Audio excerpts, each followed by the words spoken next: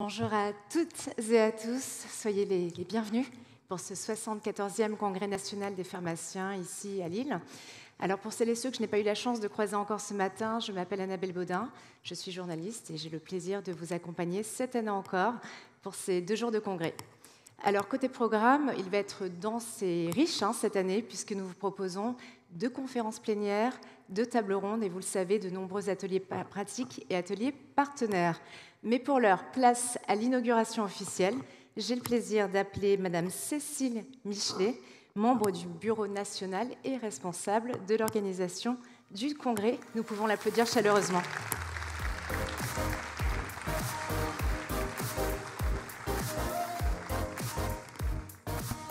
Bonjour. Alors, ce n'est pas un exercice facile pour moi, donc je vous demande d'être indulgent. C'est ma grande première devant vous. Déjà, tout d'abord, chers confrères, chers consoeurs, Monsieur Xavier Bertrand, je suis très heureuse de vous accueillir à Lille, dans ce grand palais, pour le 74e Congrès national des pharmaciens.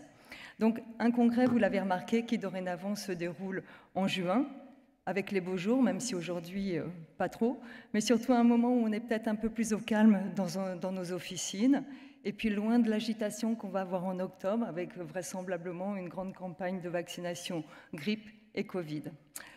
Une date qui colle également plus que jamais avec l'actualité, puisque nous sommes au lendemain des élections présidentielles et législatives, et qui fait suite à la signature de la nouvelle convention qui a eu lieu en mars.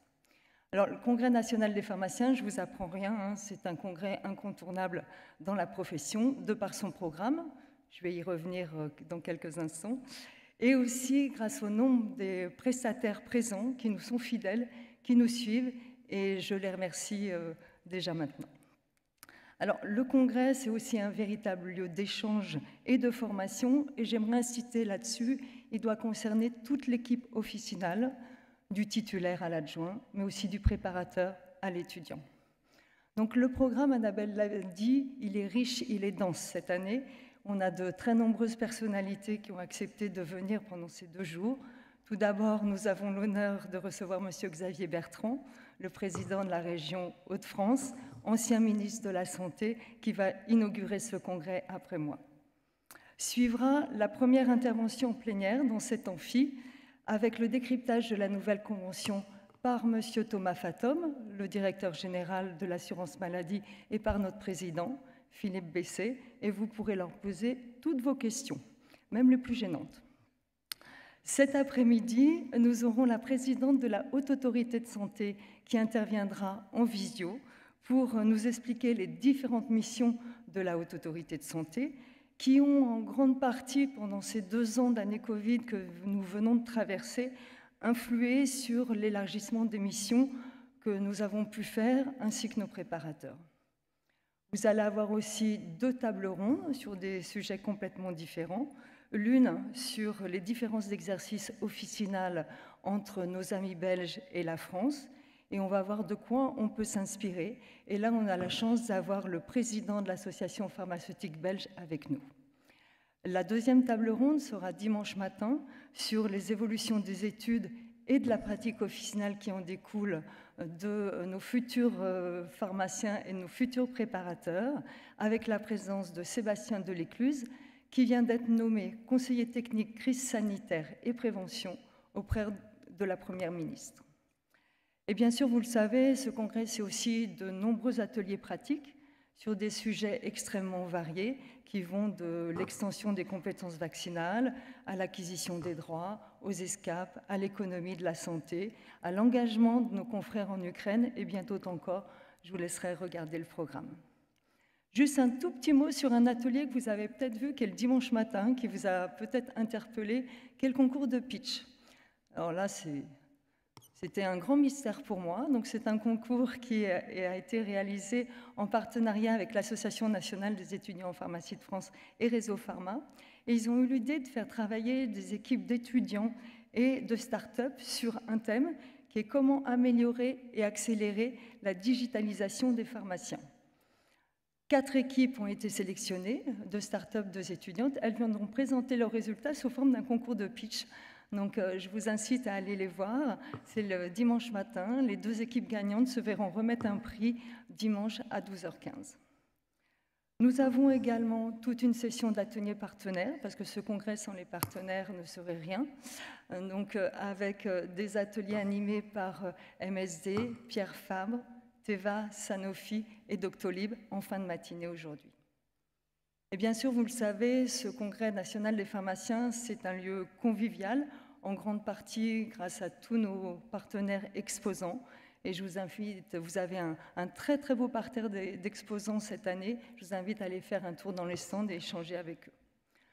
Je n'irai pas beaucoup plus loin, je vous remercie tous d'avoir fait le déplacement à Lille. Vous voyez, on va avoir 2 jours bien denses, bien chargés. Je vous souhaite un très très bon congrès et je déclare officiellement ouvert cette 74e édition du Congrès national des pharmaciens. Merci Cécile.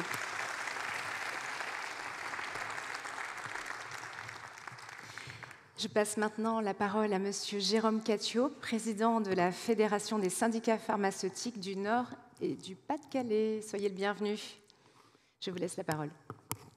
Monsieur le président de la région de France, monsieur le président de la FSPF, chers consoeurs, chers confrères, je vous souhaite au nom du bureau de la FSPF Nord-Pas-de-Calais la bienvenue dans notre région pour ce congrès national des pharmaciens de Lille.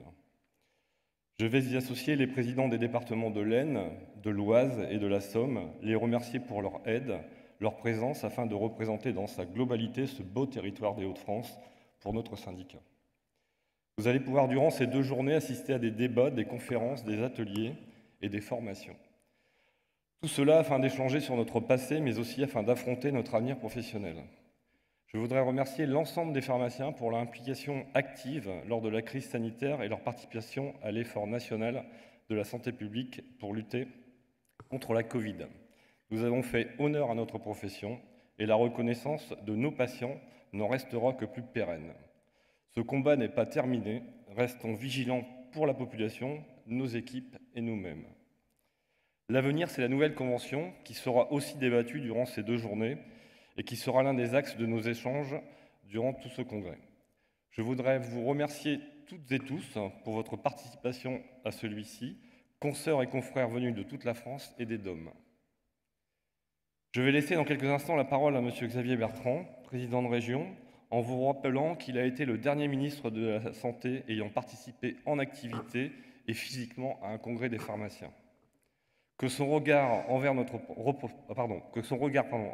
profession reste loyal et juste en fonction des efforts que nous avons consentis et que les politiques pour demain se souviennent que nous sommes des acteurs indispensables et incontournables du premier recours dont la population a besoin au quotidien.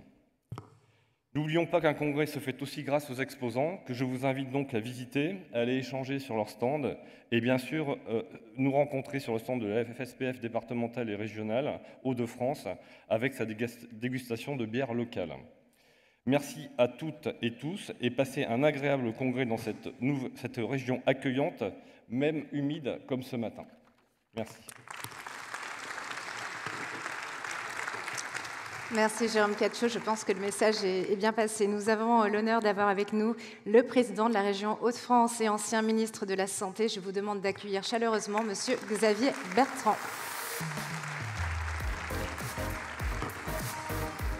Soyez le bienvenu. Eh bien, je suis très heureux de vous retrouver et de vous souhaiter la bienvenue dans les Hauts-de-France, d'avoir fait le choix des Hauts-de-France. Je ne sais pas par quoi commencer, parce que je ne vais pas faire une intervention que je qualifierais trop formelle, mais c'est vrai. C'est vrai que je suis attaché à vous depuis maintenant bien longtemps.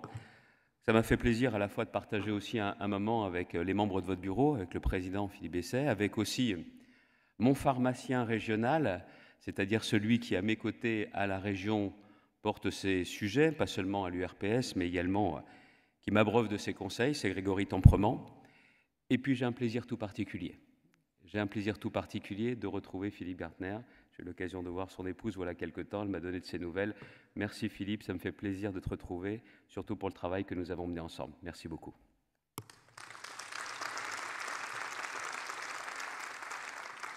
Pourquoi je suis attaché à vous ? En raison des souvenirs, mais je ne vous parlerai pas que du passé, mais en raison des souvenirs. On est en 2004-2005, je suis jeune secrétaire d'État avant de devenir jeune ministre de la Santé, et je suis persuadé qu'il sera facile de mettre en place un DMP dans notre pays. Eh oui, eh oui.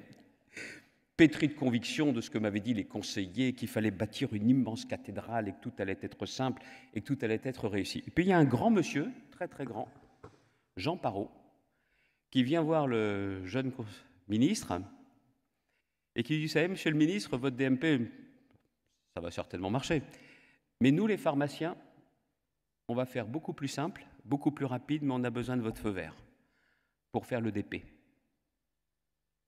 Mes conseillers me disent, oui, mais si on commence à mettre nos œufs dans plusieurs paniers, ça ne va pas réussir, ça ne va pas se faire. Mais il avait l'air sincèrement convaincu et il m'a aussi montré qu'il était sincèrement convaincant à partir de l'expérience, notamment de ce que faisaient déjà les pharmaciens sur les interactions médicamenteuses et autres. Et je lui ai dit banco, grand bien m'en a pris. Et c'est là où j'ai vu que l'ambition des pharmaciens mariée au pragmatisme des pharmaciens pouvait permettre de réussir, parce que vous savez ce qu'il en est. Le DMP n'est toujours pas au rendez-vous, mais le DP est là depuis bien longtemps, qui apporte des grands succès, et je dois me dire que je me félicite d'avoir fait confiance aux pharmaciens à l'époque. Ça, c'est le premier point. Le deuxième point, c'est les fameux déremboursements. Jeunes ministres, conseillers, les experts vous disent « voilà ce qu'il faut dérembourser ». Et à la suite de cette première vague, je me suis pris beaucoup de critiques. C'est assez normal de se prendre des critiques quand on est ministre, quand on fait de la politique. Mais j'avais quand même le sentiment que par rapport aux objections que j'entendais, les arguments que l'on me fournissait n'étaient pas hyper convaincants. Bien évidemment, quelques mois après ou un an après, une nouvelle vague de déremboursement était à faire. Les experts me donnent une liste. Et là, je suis Saint-Quentinois, je rentre chez moi le week-end, j'ai cette liste, et confidentiellement, je dis à mon médecin et je dis à mon pharmacien, voilà la liste de ce qu'on me propose de dérembourser. Dites-moi clairement s'il y a des choses qui sont justes ou si on va faire de vraies erreurs. J'ai relevé non pas les copies, mais leurs remarques en fin de journée, et là, je me suis aperçu qu'on était parti encore une fois pour faire un certain nombre d'erreurs, ou même pire. C'est-à-dire que me disent, ça, par exemple, possible de dérembourser, mais il faut savoir que c'est quasiment plus prescrit ou plus délivré. Ça, les experts ne me l'avaient pas dit. Et d'autre part, il y aura des transferts de prescription et de délivrance, mais regarde bien le prix de ce que tu vas dérembourser et regarde bien le prix de ce que tu vas maintenant rembourser. Et puis regarde aussi ça, si c'est déremboursé, le service médical rendu est insuffisant, il est peut-être insuffisant, mais il n'est pas nul, mais en tout état de cause, on va se retrouver avec des problèmes de prescription et de délivrance. Je n'ai plus jamais procédé au déremboursement de la même façon grâce à des professionnels de terrain qui n'avaient d'autre intérêt que celui des patients en étant tout à fait conscients des contraintes qui étaient les nôtres. Oui, je me félicite d'avoir fait confiance aux pharmaciens en cette occasion encore et je vous en remercie. Il y a ensuite un autre point qui est important, c'est la convention, Philippe. Mais Philippe était également de la partie, parce que sur cette convention, j'avais le sentiment qu'on s'engageait dans une voie, mais à l'époque, il n'y avait quand même pas énormément de moyens pour mettre dans cette convention. Mais on m'a dit, c'est pas grave. C'est pas grave parce qu'au final, de rentrer dans cette logique d'honoraire par rapport à la question des marges est pour nous quelque chose de fondamental, ce qui va permettre d'équilibrer au fur et à mesure. Vous m'avez convaincu et j'ai eu conscience, avec tous les retours que j'ai eus aussitôt, qu'on s'était engagé dans une voie qui était vraiment une voie d'avenir. Je ne pense pas que vous le regrettiez, moi en tout cas je ne le regrette pas, non seulement en tant qu'ancien ministre, mais aujourd'hui aussi en tant qu'usager du système de santé. Et là également, sur ces 3 exemples, je tiens à vous dire combien je sais quelle est la place que vous tenez dans le système de santé. Ensuite, comme tout un chacun, j'ai pu le constater, non pas ces mois derniers, mais ces années dernières. Parce que quand vous n'étiez pas victime de la Covid, le professionnel de santé que vous rencontriez le plus souvent, c'était le pharmacien. C'était le pharmacien. Et que ce soit pour la question des masques, quand il y en a eu. Et honnêtement, si on était passé par tout le système pharmaceutique, on aurait évité, notamment pour la logistique, un certain nombre d'errements et de retards. Que ce soit pour les tests, que ce soit pour les vaccins, que ce soit également pour les conseils de prévention, vous avez été au rendez-vous. Et je tiens à vous dire, pas seulement en tant que président de région, mais aussi en tant qu'usager du système de santé, un grand merci. On vous doit toute notre reconnaissance. on a applaudi les soignants, je pense qu'il est aussi logique et juste d'applaudir les pharmaciens. Merci à vous.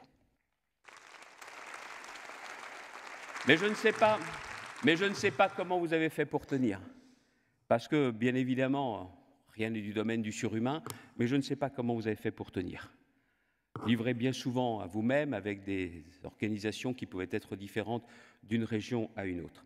Alors, à la lumière de tout cela, moi, je voudrais surtout vous parler de l'avenir.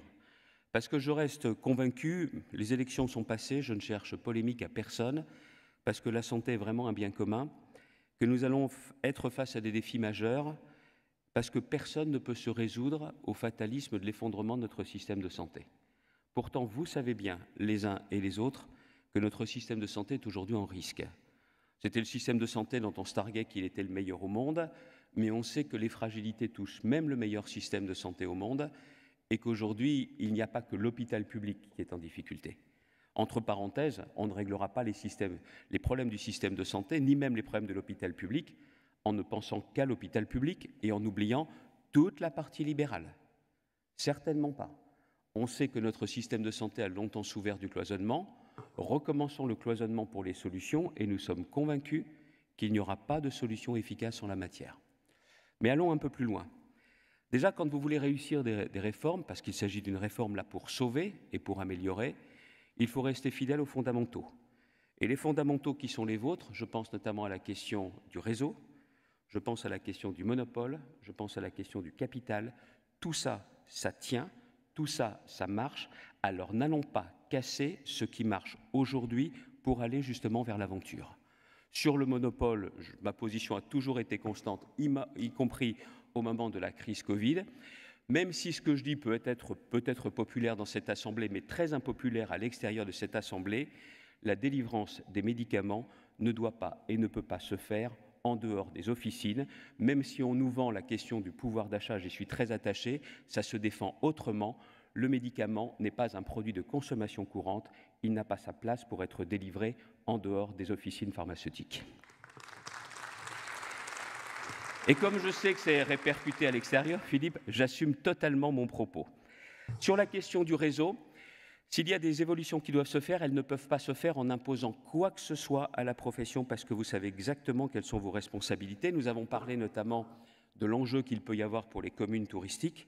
Eh bien, je le dis aussi très clairement, on a un nombre d'officines en deçà duquel on ne peut pas tomber, on ne peut pas baisser, parce que là, autrement, on créerait des formes de déserts médicaux, parce que des déserts pharmaceutiques, on n'a pas besoin de faire des erreurs en la matière.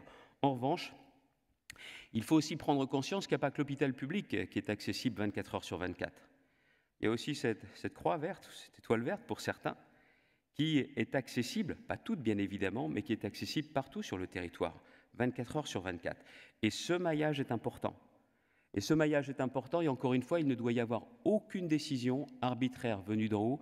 Vous savez exactement ce qu'est le bon maillage, mais entre parenthèses, qui va vouloir dire qu'il va falloir se pencher sur la façon dont on maintient ce maillage. C'est la question de l'équilibre économique, c'est la question aussi de l'attractivité de vos métiers, c'est la question de la formation, notamment les questions d'alternance, d'apprentissage. Tous ces sujets-là sont aussi sur la table, ainsi que la question des études pharmaceutiques, si nous voulons vous permettre de garder le même maillage, de garder des officines fortes et de pouvoir contribuer au rebond de notre système de santé. Et d'ailleurs, vous savez faire, et ici dans la région, on fait très attention à cela, quand on finance des maisons de santé pluridisciplinaires, et on l'a fait à de nombreuses et nombreuses reprises, on a toujours pris en compte le facteur pharmaceutique. Il est tellement facile de faire des erreurs si on ne prend pas en compte les pharmacies.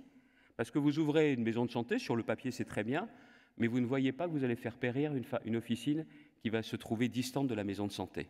Nous avons toujours cette logique-là, et je pense que la façon dont vous avez pris toute votre place dans les CPTS est exemplaire, est aussi porteur d'avenir. Je crois très clairement que le niveau national a son importance. Vous savez que je plaide pour une république des territoires. Je pense que les URPS ont permis aussi que les pharmaciens trouvent toute leur place dans l'organisation régionale. Faisons juste attention à une chose, c'est que l'échelon départemental en lui-même ne se trouve pas affaibli, il a besoin d'être renforcé. Et ça, c'est aussi un point important sur l'implication territoriale. Mais allons aussi plus loin. Allons aussi plus loin sur ce que peut comporter, alors je ne veux pas engager le débat avec Thomas Fatome, qui était l'un de mes anciens collaborateurs, et puis vous l'avez compris, je ne suis absolument pas dans la recherche de la polémique, mais dans la recherche de solutions. Je pense qu'il y a un certain nombre de sujets qui doivent être en débat. La téléconsultation, comment elle se développe avec les officines, dans les officines ou juste à côté des officines, mais pas loin des officines, je pense que c'est l'une des voies.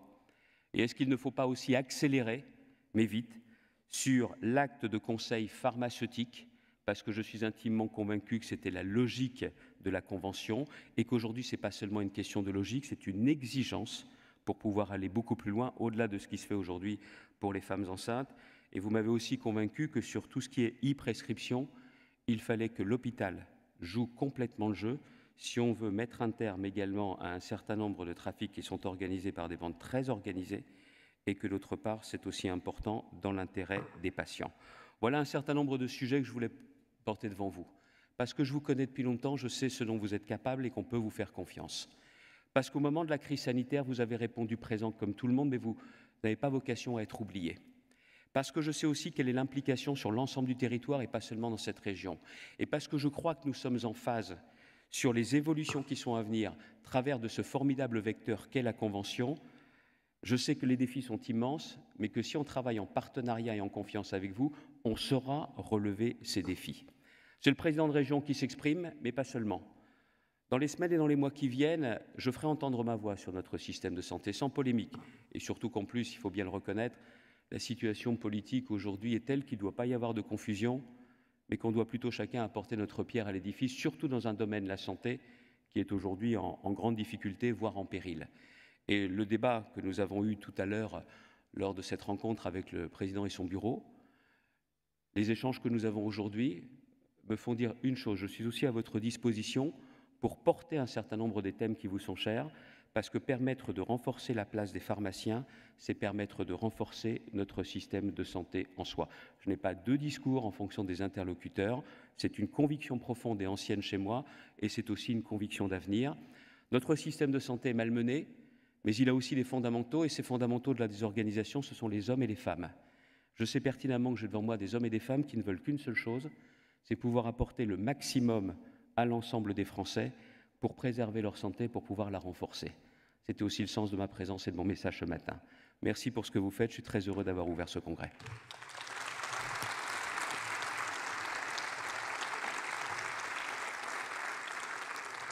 Merci beaucoup Xavier Bertrand d'avoir accepté d'être parmi nous aujourd'hui. Alors, la suite du programme, quelle est-elle? Nous nous retrouvons ici même dans 30 minutes, à 10h30, pour décrypter ensemble la toute nouvelle convention pharmaceutique. Nous serons bien évidemment aux côtés de Thomas Fatome, directeur général de la Caisse nationale d'assurance maladie, et de Philippe Bessé, président de la FSPF. D'ici là, voilà, on a 30 minutes pour échanger ensemble, créer du lien et prendre un café. Bon café à tout à l'heure.